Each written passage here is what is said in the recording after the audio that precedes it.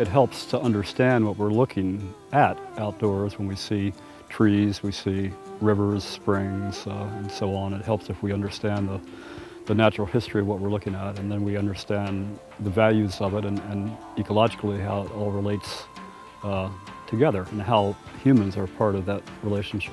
And if they can take that next step on their own, or the next several steps, and enter that natural place and want to keep coming back, they'll develop that sense of connection and sense of caring that we believe comes from that.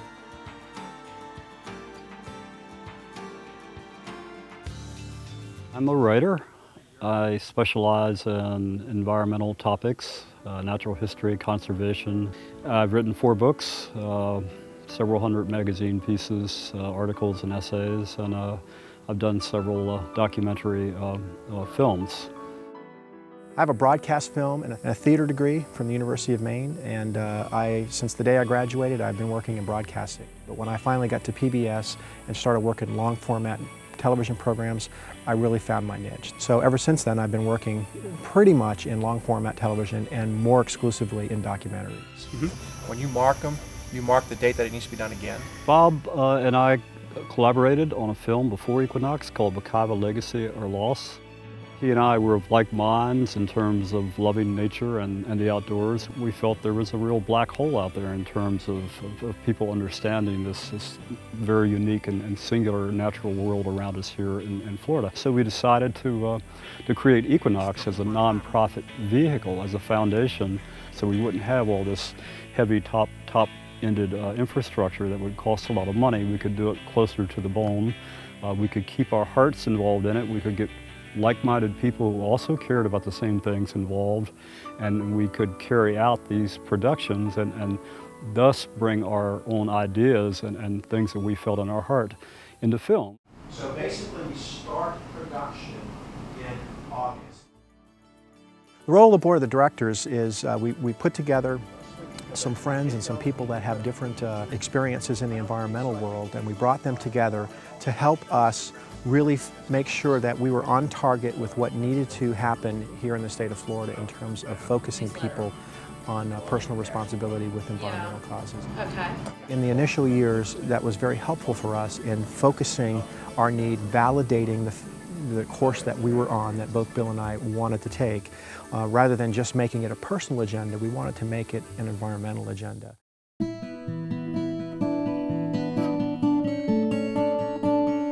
The very first project Bob and I worked on together was In Search of Xanadu. It was for a local PBS station, a PBS affiliate. And we worked on another project called Conch Cowboys for that same station.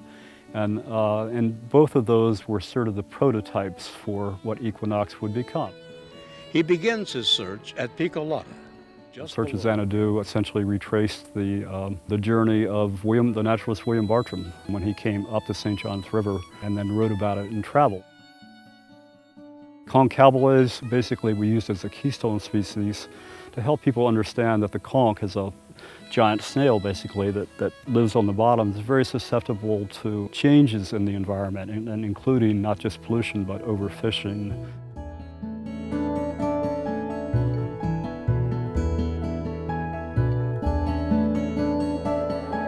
I'd always been a big fan of Marjorie Kinnan Rollins, and I was hoping to find a way to help people understand how nature shapes culture, how nature can shape person and place in Florida. And I thought, wow, there's probably no single person for whom nature has had that impact than Marjorie Kinnan Rollins. We're replicating basically a chapter in Cross Creek entitled Hyacinth Drift, in which Rollins and her neighbor Desi Smith left Cross Creek, came down to below Orlando, put a boat in at the south part of Puzzle Lake, and came all the way back to Cross Creek over a 10-day period. Leslie Poole is got a long history of environmental journalism.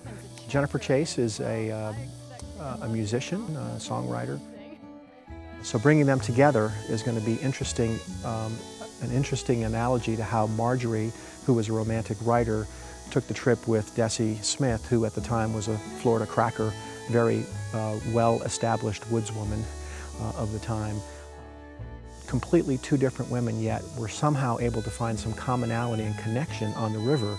So we can use Rollins' own trip is a metaphor to help us explain how others have been influenced here over time by the same energy and the same forces and the same spirituality in nature.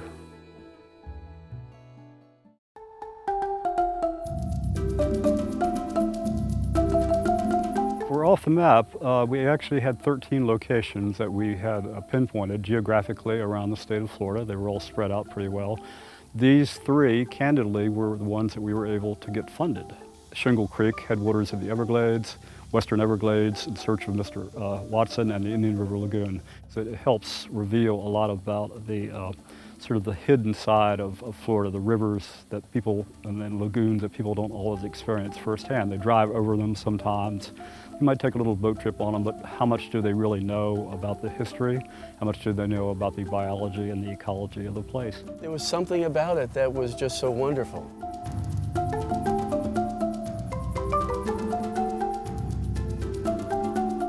We were not commissioned to do the Apopka Blue Sinkhole project. What we did do is we partnered with another nonprofit agency called the Cambrian Foundation, who I do most of my cave diving with, and they have a little bit more of expertise in terms of data collection. And the intent was to connect Apopka Blue Sinkhole with Rock Springs Run, which it was thought that they had connected but never actually proved, and there was nothing on the books that actually proved that connection. The idea was to connect them and talk about the grander issue of how complex the aquifer is and how long it actually takes to connect these two spots that are only a mile away, to prove that in fact it doesn't run from point A to point B, but it could run from point A through point Z before it gets to Rock Springs. Almost all the projects that we've had have received some critical acclaim. The critical acclaim that comes at the end of these projects is important, that it validates that we're on the right track. No one's doing it, someone has to, and they're recognizing that, and that's been a very good thing. It has to do with stewardship. It has to do with long-term sustainability. It has to do with the fact that people are part of the equation that involves nature. Woods, water, people. You can't take people out of that equation. If you do, then they start to see nature as separate from themselves. We hope that we can put people back into the equation of nature so they have a larger stake in it, and they will want to have a sense of stewardship and a sense of responsibility for it. We do in our hearts. We want to be able to communicate that in some larger sense through our films and through everything we do. That is Equinox.